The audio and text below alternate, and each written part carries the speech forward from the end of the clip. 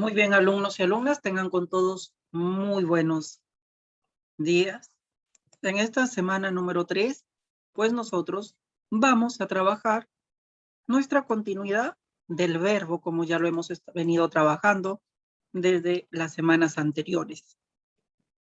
Pues el día de hoy vamos nosotros a ver en este inicio de semana 3 del segundo trimestre lo que son los verbos, pero ahora vamos a ver a la clasificación sintáctica de los verbos, porque nosotros vamos a ver una clasificación morfológica y una clasificación sintáctica. Y la sintaxis y la morfología no es lo mismo, no es lo mismo. Entonces, vamos a recordar qué es lo que estudia la sintaxis, ¿no? La sintaxis ya sabemos de qué es el nivel o criterio de la lengua que estudia las funciones que cumplen las palabras en una oración. Entonces, vamos a ver qué funciones cumplen los verbos cuando lo acompañen las diferentes funciones que cumplen las palabras en una oración. Vamos a empezar nosotros a hablar de los verbos copulativos y de los verbos no copulativos.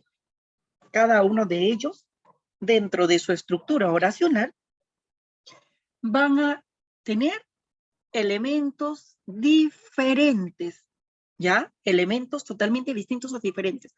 Los elementos que contengan los verbos copulativos no van a ser los mismos elementos que contengan los verbos no copulativos. Van a ser elementos totalmente distintos o diferentes, es decir, están totalmente separados, ¿ya? Ninguno se asocia con el otro. Es así que vamos a empezar con los verbos copulativos. ¿Qué es un verbo copulativo? Un verbo copulativo es aquel verbo que va a carecer de significado. ¿Por qué decimos de verbos que carecen de significado? Porque por sí solos no van a poder cumplir toda la función que cumple un predicado. Por eso se le conoce como verbos copulativos. Es decir, siempre van a necesitar de un elemento oracional, los verbos copulativos de un elemento oracional, para que la oración tenga un sentido completo. Veamos. Tengo la oración, María es hermosa. Tengo la oración, Pedro parece triste. Tengo la oración, Carlos es medio. Los verbos copulativos por excelencia son ser, parecer y estar, que son los que estamos observando en estos momentos aquí en los ejemplos que les estoy proyectando en pantalla. Entonces, ¿cómo me doy cuenta yo que estoy frente a un verbo copulativo? La situación es muy fácil. Tan solo localizo al sujeto y al verbo de la oración. Y aquí justamente yo los verbos se los he puesto de un color distinto para que los puedan reconocer. Entonces nos quedamos tan solamente con el sujeto y con el verbo. Nada más. Me olvido de lo otro que tenga. Y yo digo, María es. Y yo no puedo quedarme tan solo ahí en la oración, en María es. ¿Por qué? Porque necesita sí o sí de un elemento oracional, que en este caso es hermosa, ¿cierto? Y hermosa aquí viene a ser un atributo, es decir, este elemento oracional que va a acompañar a los verbos copulativos van a cumplir la función de ser atributos. ¿Y quiénes son estas categorías gramaticales que van a cumplir esta función de atributo? Pues van a ser los sustantivos y los adjetivos. Estas dos categorías gramaticales siempre van a cumplir esta función de ser atributos. Como vemos, María es hermosa, hermosa adjetivo, es un atributo. Pedro parece. Yo no puedo dejar ahí la oración, ¿no? Porque no tiene un sentido completo. Entonces le hemos puesto el adjetivo triste. Entonces triste es un atributo. Ahora tengo en la tercera oración, Carlos es médico. Yo no puedo dejar en Carlos es, porque no tiene un significado completo. Entonces le hemos puesto un médico, que en este caso es un sustantivo. ¿Y qué función cumple aquí? Pues la de ser un atributo también. Entonces ahí vemos que hermosa y triste son adjetivos, médico es un sustantivo, que cumplen la función de ser atributos porque están siendo acompañados de un verbo copulativo. es decir, de un verbo que carece de significado. Estos son los verbos copulativos. Y en el otro lado tenemos a los verbos no copulativos. Y los verbos no copulativos, ellos son verbos que sí tienen significado independiente. Es decir, que por sí solos, ellos sí pueden cumplir toda la función de un predicado y no necesitan ser acompañados de cualquier otro elemento oracional. Si es de que nosotros deseamos, lo podemos hacer acompañar de otros elementos oracionales, pero si no, también los dejamos ahí. Es por esta razón de que a los verbos no copulativos también se les conoce con el nombre de predicativos. De predicativos, porque por sí solos cumplen esta función del predicado. Veamos a los verbos no copulativos. Como les decía, son verbos cuya alusión léxica es más completa. Como les decía, no necesitan necesariamente ser acompañados de un elemento oracional para que le dé un sentido completo a la oración en donde se le ha utilizado. Es por esta razón de que nosotros en los verbos no copulativos tenemos clases de verbos no copulativos. Depende a aquel elemento oracional que lo acompañe. No podemos hablar nosotros de atributos porque ya hemos observado que los únicos que contienen atributos son los verbos copulativos. Los verbos no copulativos, ellos al tener también otros elementos oracionales que los acompañan, pues los vamos a ver que se clasifican en los siguientes clases de verbos no copulativos o conocidos como predicativos. Aquí vamos a conocer a los verbos transitivos. ¿Cómo nosotros nos vamos a dar cuenta que vamos a estar frente a un verbo transitivo? La situación es muy fácil, porque los verbos transitivos nos indican que la acción se desenvuelve sobre un ente que sintácticamente desempeña la función de objeto directo. ¿Ya? Bien claro nos está diciendo aquí. Es decir, los verbos transitivos van a ser aquellos que dentro de su estructura oracional contengan a quién, a un objeto directo, ¿cierto? Bien claro nos está diciendo que contengan a un objeto directo. Veamos los ejemplos. Dice, compré un auto moderno, ¿cierto? Ya sabemos que el objeto directo nosotros lo reconocemos haciéndole la pregunta ¿qué? Al verbo, y si es de que hay una respuesta, lo tenemos que reemplazar por los o las. Entonces hagámosle la pregunta al verbo. ¿Qué compré? La respuesta es un auto moderno. Ahora lo reemplazo. Lo compré. Por lo tanto, ahí lo tengo. Lo compré. Automáticamente, pues, un auto moderno que viene a ser un objeto directo. Sin lugar a duda. Tengo la siguiente oración. Vendí una mansión. Comprobemos si es un objeto directo o no. ¿Qué vendí? Una mansión. La vendí. La pude reemplazar también, como podemos observar aquí en los ejemplos que tenemos en pantalla. Por lo tanto, ¿a qué conclusión llegamos? De que es un objeto directo una mansión, es un objeto directo un auto moderno. Por lo tanto, esta compré y vendí, aparte de ser verbos no copulativos, son verbos transitivos porque dentro de su estructura oracional contienen a un objeto directo, como lo podemos observar ahí en pantalla. Ahora nosotros también tenemos a los verbos intransitivos. ¿Y cómo nos damos cuenta que nosotros vamos a estar ante un verbo intransitivo?